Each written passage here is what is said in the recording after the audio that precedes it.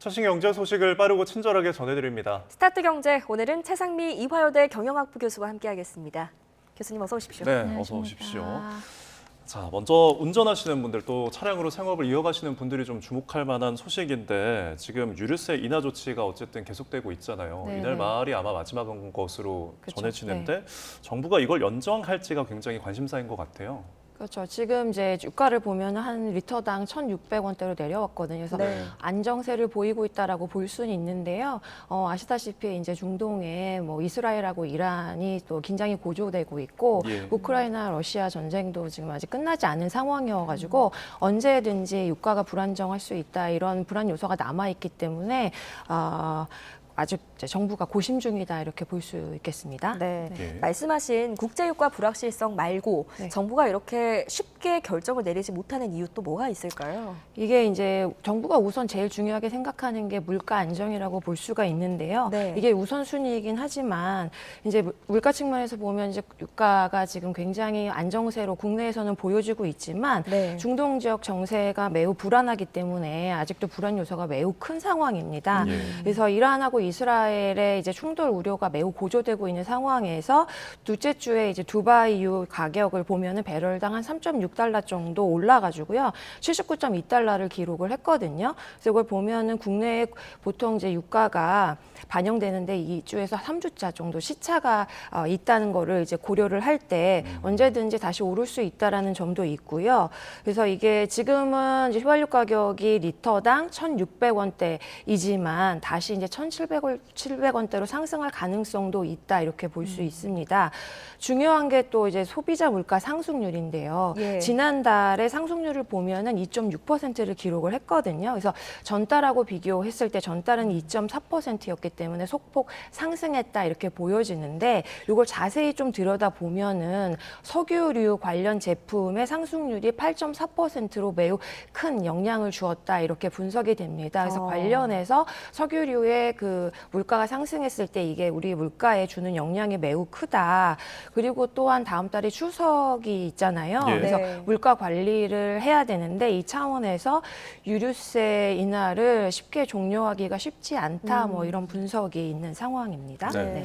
그리고 지금 이 유류세 인하율을 조정한 지가 1년이 넘었잖아요. 네네. 그렇다 보니까 세수가 그만큼 이제 확보가 좀 덜 된 건데 이런 측면도 좀 정부가 고려할 대상이지 않을까요? 그렇죠. 정부가 이제 고심할 수밖에 없는 게 물가를 안정하는 데 초점을 주느냐 아니면 세수 확보냐. 근데 두 가지 굉장히 다 중요한 이슈인데 네. 세수 확보 내용을 보면은 상반기에 이제 이제 통계를 보면 한 10조 넘게 전년 대비해서 감소를 했다. 세수 확보가. 그리고 정부가 또 유류세 환원을 전제로 이제 계산을 했던 교통, 에너지, 환경 관련 세수도 이제 6월까지 집계 상황을 보면 5조 원대거든요. 예. 이게 이제 지난 그러니까 5년간 평균 세수율 한 50% 확보했던 거에 비교하면 현저히 낮은 수치다. 35%밖에 되지 않아가지고. 그래서 유류세 인하를 종료를 해야 세수를 충분히 확보할 수 있다. 이런 의견도 만만치 않은데요. 근데 현재 이제 유류세 인하율을 보면은 휘발유는 약 20%고요. 예. 경유와 LPG는 30%입니다. 그래서 지난달에 이거를 감안해가지고 유류세 인하 폭을 약간 이제 줄였는데 그때 추가로 확보된 세수율이 한 1,000억 원대입니다. 그래서 예. 상대적으로 이런 영향이 미미하다 이런 분석도 있어가지고요. 물가 안정하고 세수 확보 이 두 가지 모두 중요한 정부 입장을 고려한다 하더라도 네. 인하폭을 이제 축소를 하더라도 이제 추가 연장을 할 거다 뭐 이런 전망이 우세한 상황입니다. 네, 고민이 많을 것 같은데 정부의 결정 한번 지켜봐야 할 것 같습니다. 네. 다음 주제로 한번 넘어가 볼게요. 부동산 얘기인데요. 지금 거래량이 상승폭이 커진다는 소식이 잇따라 연달아 이제 네. 전해져 왔는데 이게 통계에서도 확인이 됐다면서요? 네네. 이게 이제 한국 부동산이 발표하는 서울 아파트 실거래가 지수가 있거든요. 네. 이걸 보니까 이제 6개월 계속 이제 연속해서 상승했습니다. 그래서 지난 6월 집계를 보면은 전달보다 1.8% 올랐는데요. 이게 지난 16개월 만에 가장 큰 폭으로 오른 거라는 이제 집계입니다. 근데 이게 보면 이제 지난해 2월 1.98% 올랐던 거에 비교해서 이제 네. 가장 큰 상승폭을 보인 건데요. 이 실거래가 지수가 의미하는 게 뭐냐면 해당 월에 이제 전 월에 거래된 주택 가격, 그러니까 동일 평수, 단지 뭐 이렇게 그 동일 그 유형의 주택 예. 직전 거래 가격과 비교해가지고 실제 실거래가가 상승했다 이렇게 이해하시면 되겠고요. 그 다른 기관의 그 통계는 추정치를 활용하는데 이제 반면에 실거래가를 기본으로 하기 때문에 실제 그 아파트 가격 변동, 주택 가격 변동을 아주 실제적으로 정확하게 반영한다는 이런 평가를 받고 있습니다. 근데 내용을 좀 자세히 이제 보면요, 서울 5개 권역 중에 강남, 서초, 송파, 강동구가 있는 동남권 실거래 지수가 2.36% 올라가지고요, 가장 상승폭이 컸다라고 보여지고요. 그 외의 지역도 지속적으로 상승폭을 키우고 있다 이렇게 분석이 되고 있습니다. 네. 동남권의 오름폭이 굉장히 최대를 기록하고 있다. 지표를 통해서 확인할 수가 있겠고 네. 지금 언급하신 실거래가 지수가 이렇게 상승폭을 키우는 데는 어쨌든 매매 거래가 그만큼 늘고 가격도 올랐기 때문으로 풀이될 수가 있을까요? 네, 맞습니다. 이게 매매도 늘고 가격도 올랐다 이렇게 보시면 되는데요. 네. 최근 거래량이 급증을 했고요. 이제 직전 가격보다 높은 가격에 주택이 팔리고 있다, 상승 거래가 늘어나고 있다 이렇게 보이고 있고요. 네. 이게 이제 서울시 자료를 보면요, 7월에 아파트 거래량이 약 8천 건에 육박을 하고 있습니다. 예. 근데 이게 지난달 거래 신고 기한이 이제 이번 달 말일까지거든요. 그래서 아직 집계가 다 되지 않은 상황인데 전달 6월의 거래량을 한참 넘어섰다 예. 이렇게 보이고요. 근데 이런 상황을 잘 보면 이제 정부가 최근에 그린벨트를 풀고 공급량을 대폭 이제 늘리겠다라는 이제 8.8 대책이 사실은 이제 최근 막 이제 불붙고 있는 부동산 시장을 안정화시키기에는 약간 부족하지 않느냐 이런 지적도 나오고 있습니다.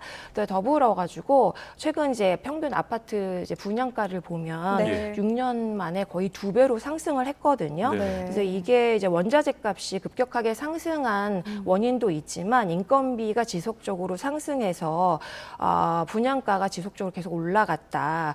그리고 서울시에 보면 초고가 아파트 분양이 지속적으로 또 이제 늘어나고 있는 것도 이제 영향을 끼친 걸로 보고요. 예. 분양가 상승률을 좀 보면은 굉장히 가파른데요. 2018년 2월하고 올해 좀 비교를 해보면 수도권은 약 82% 상승을 했고요. 네. 전국은 한 80% 상승을 했습니다. 그래서 분양가 상승, 거래량 증가, 그다음 매매가 증가 모두 복합적으로 영향을 끼쳤다 이렇게 분석이 됩니다. 네. 예. 뭐 이런 집값 안정을 위해서 정부가 좀 준비하고 있는 대책들 그리고 시행하고 있는 조치들이 있습니까? 네네, 그린벨트를 이제 대략적으로 풀어가지고 이제 공급을 늘리겠다. 네. 그 다음에 이제 주택 공급 42만 호도 추가로 공급하겠다. 네. 그다음에 재건축도 활성화하겠다. 이런 다양한 대책을 내놨는데요. 이게 실제 시장의 공급을 늘리는 데까지 시간이 이제 필요하잖아요. 네. 그래서 이제 당장 문제를 해결하기는 조금 어렵다 이런 지적이 있는 상황입니다. 네.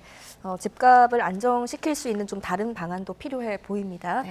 다음 주제로 넘어가 볼게요. 증시 전망 한번 해볼 텐데 최근 들어서 증시가 굉장히 롤러코스터 같았는데 지난주에 보니까 상당한 회복세를 보였더라고요. 네, 맞습니다. 그래서 이제 지난주에 보면은 전주와 비교를 해가지고 정말 기록적인 회복세를 보였다고 예. 볼 수 있습니다. 그래서 지수를 좀 보면은 S&P 500 지수가 3.94% 상승을 했고요. 이거는 이제 지난 11월하고 비교를 하면은 가장 좋은 주간 상승률이다 이렇게 보여집니다. 더불어 이제 기술주 중심으로 나타나는 나스닥 지수를 보면은 한 주간 5.29% 상승했고요. 다우존스 30 산업평균 지수가 2.94% 이제 올랐습니다. 네. 더불어 이제 AI의 대장주라고 볼 수 있는 엔비디아가 한 주 동안 무려 19%가량 상승을 해가지고요. 이제 8월 초에 하락했던 이걸 거의 이제 회복했다라고 보여지고요. 이제 이는 한때 이제 고용 지표가 둔화됨으로써 뉴욕 증시가 이제 혼란을 이제 일으켰는데 이 미국 경기 침체가 온다라는 이제 과대한 이제 공포가 매우 잦아져가지고 네. 이 안도감을 더해져서 이런 결과를 나타났다라고 보여주고요. 예. 더 중요한 거는 최근에 이제 발표된 다양한 이제 주요 경제 지표가 있습니다. 이런 경제 지표가 연착륙 가능성을 보여줘가지고 상승세로 나타나지 않았나 이렇게 보여집니다.